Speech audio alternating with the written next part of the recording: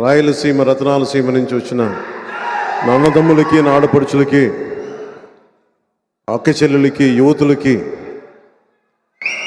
నాయకులకి పేరు పేరున నా హృదయపూర్వక నమస్కారాలు. మీకు జనసేన కేంద్ర కార్యాలయం తరపు నుంచి మీ అందరికీ స్వాగతం పలుకుతున్నాను. అలాగే ఈరోజు పార్టీలో మన అందరికీ తెలిసిన జంగాల్ శ్రీనివాస్గా తెలుసు, కానీ నాకు ఆరణ్య శ్రీనివాసులుగా 2008 నుంచి లవ్ యూ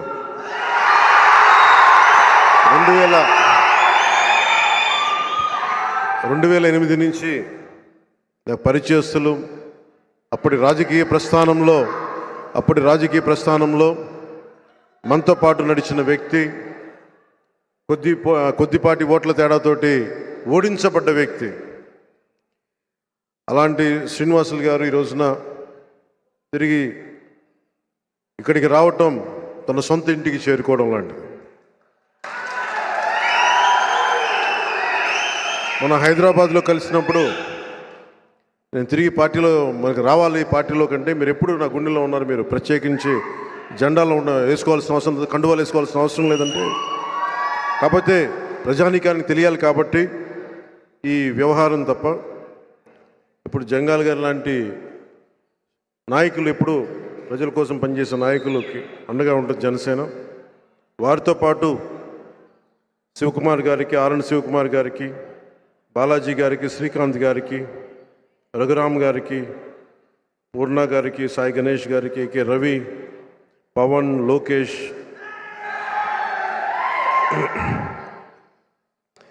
శ్రీనివాసులు గారి అబ్బాయి జగన్, శ్రీనివాసులు గారి అబ్బాయి మదన్ గారికి ప్రత్యేకించి నా హృదయపూర్వక ఆహ్వానం పలుకుతూ మిమ్మల్ని జనసేన కుటుంబంలోకి వచ్చినందుకు సంపూర్ణంగా ఆనందిస్తూ మీకు శుభాభివందనాలు తెలియజేస్తూ ఉన్నాను.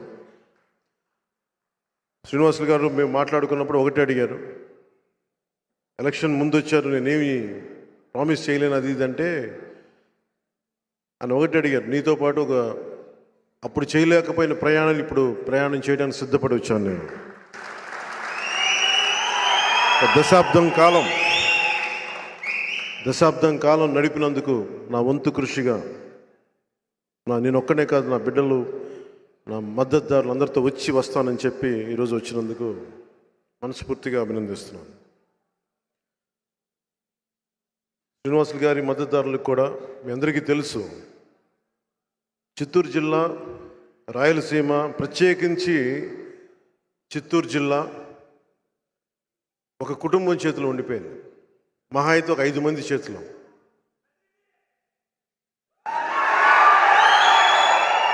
నేను మొన్న తాడేపల్లిగూడెం సభలో కూడా మాట్లాడుతూ నాకు వ్యక్తిగతంగా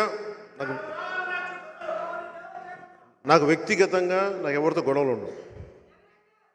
నాకు వ్యక్తిగతంగా ఎవరితోటి గొడవలు పెట్టుకున్నాను, పెద్దిరెడ్డి గారితో కానీ, మిథున్ రెడ్డి గారితో కానీ. ఒక నిమిషం వినాలి, మనం ఒక్క నిమిషం, ఎందుకంటే ఇది మన ప్రక్షాళన జరిగే టైం. ఇది రాయలసీమ బానిస సంఖ్యలలో ఉండిపోయింది. రాయలసీమ ఓడిపోయిన తర్వాత ఇదే ఆఫీస్లో కొద్దిపాటి మద్దతుదారులు వచ్చి, నేను ఇక్కడే ఉన్నప్పుడు మెట్ల మీద కూర్చొని ఒక్కొక్కరితో మాట్లాడుతూ ఉంటే, కర్నూలు నుంచి షెడ్యూల్డ్ ట్రైబ్ కులాలకు చెందిన సుగాలి ప్రీతి, లంబాడా జాతులకు చెందిన సుగాలి ప్రీతి తల్లి వచ్చి, నా బిడ్డ ఇలా చనిపోయింది, స్కూల్కి పంపిస్తే 14 ఏళ్ల బిడ్డ, మీ బిడ్డకి బాగలేదు, వచ్చి తీసుకోపోమంటే స్కూల్ కాడకు పోతే ఫ్యాన్కి ఉరేసుకొని ఉంది. అంటే అన్ని రకాలుగా పాడు చేసి చంపేశారు ఆ బిడ్డను. కళ్ళ ముందు నేను ఓడిపోయి ఇక్కడ కూర్చుంటే ఆ తల్లి వచ్చి నా బిడ్డ చనిపోయిందని ఏడుస్తూ ఉంటే నాకు కడుపు బాధ ఉండలు చుట్టుకుపోయింది. నా కడుపు ఒక తల్లి పడ్డ బాధకి.